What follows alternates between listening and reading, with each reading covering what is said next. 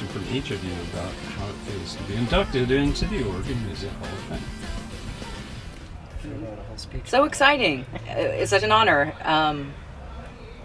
Just something to, I mean, honestly, it's really cool to tell our family, to be honest. Like, it's really sweet to say, hey, Mom and Dad, we got inducted into the Oregon Hall of Fame. Like, we've been deemed important to Oregon's music history, and that feels great. Especially being a bunch of queers. You can repeat all that. Yeah. Ditto that. It was quite, being born and raised here in Portland, Oregonian, being born and raised, how am I trying to say, from here.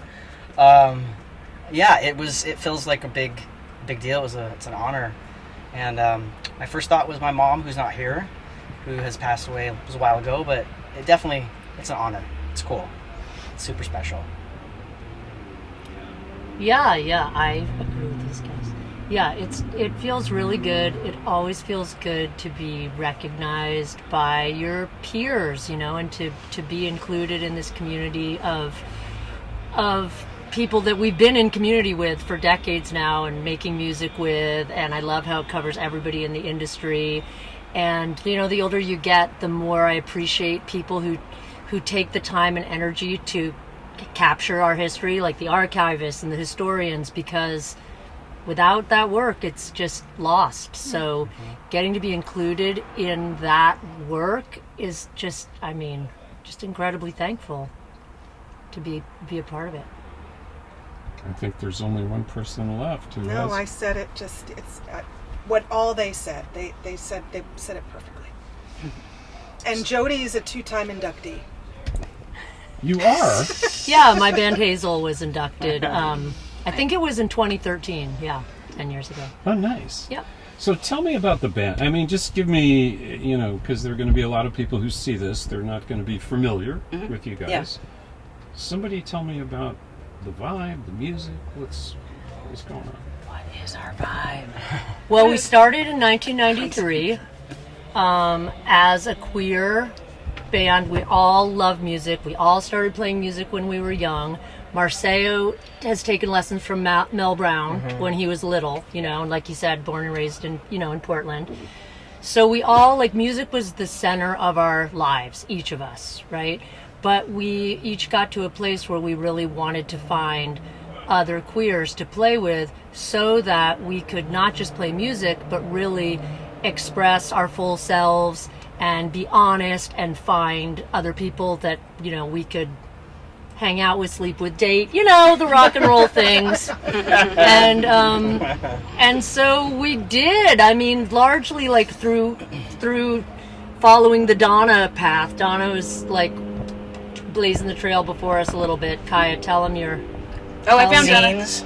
I was in rural Oregon, high school, very isolated, the only queer, totally feeling sad. Sorry for myself. And I found Donna's zine, Chainsaw, somehow. I don't know how.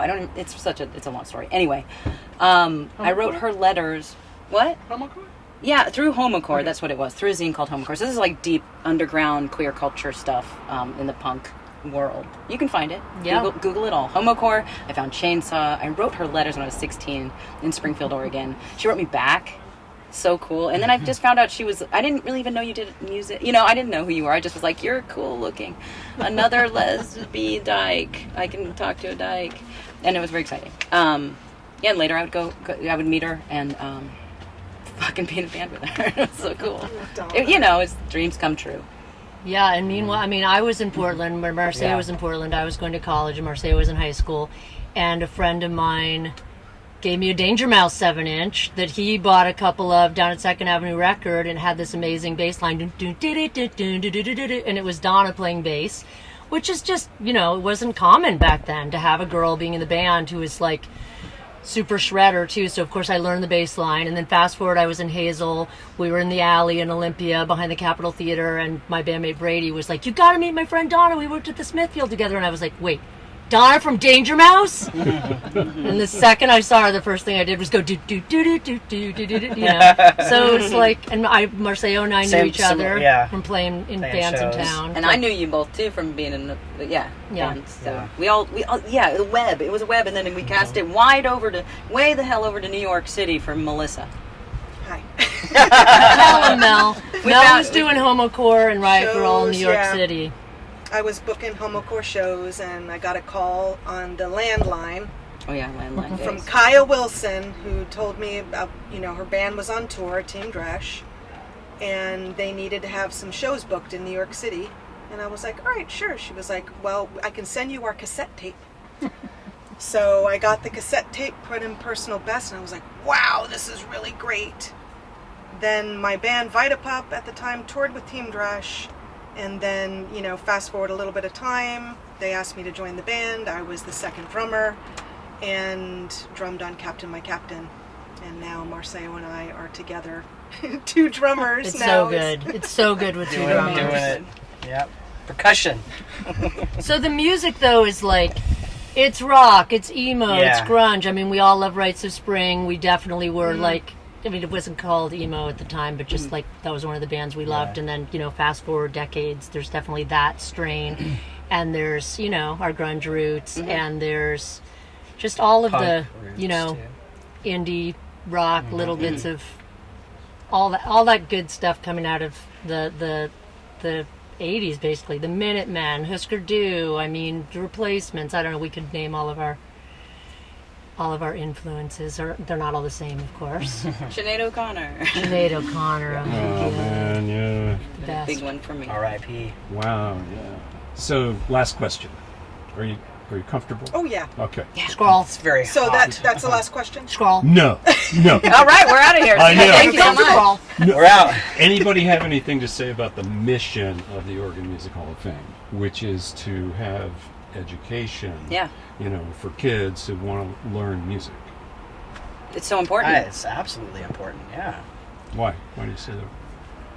I don't know if they're still cutting those programs in school, but I grew up playing in like concert band and stage band or jazz band, playing drums, and that was just part of school. That was part of the curriculum.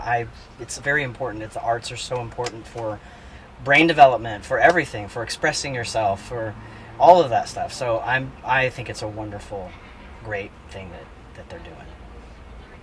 I think music's one of our, as a human species, I think it's just like a fantastic communication. I think it's like our best. I think if everybody can sing and to play instruments and do music in their life, their life is so much more enriched. So access to that early on is super important. So that education for young people. And that's how we found each other. Yeah, music, These yeah. just weirdo, freako queers. It's such a music. Yeah, it's like a spiritual. I don't know. It's like so many things. It's good Yeah. for your brain for whatever, for learning, comprehension, memory stuff. It's there's books about it.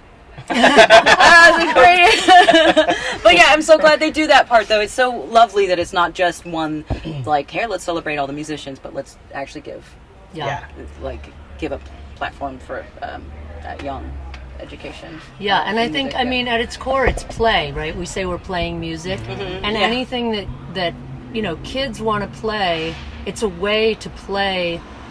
It's a way to play with other people. It's a way to connect with other people, but it's a way to connect with yourself. And then it's something that you can keep doing as you get older, a way to just stay connected to that just source of play. And so, music is the best, and all kids deserve to be as exposed to it as they can on as many instruments as they can, to be able to sing with each other and to be able to believe that they can do it, because it's just a fundamental part of being a human, and every kid should know that and experience that. Yeah. So, I mean, the mission of this organization is so important. I'm so thankful for them. Yeah.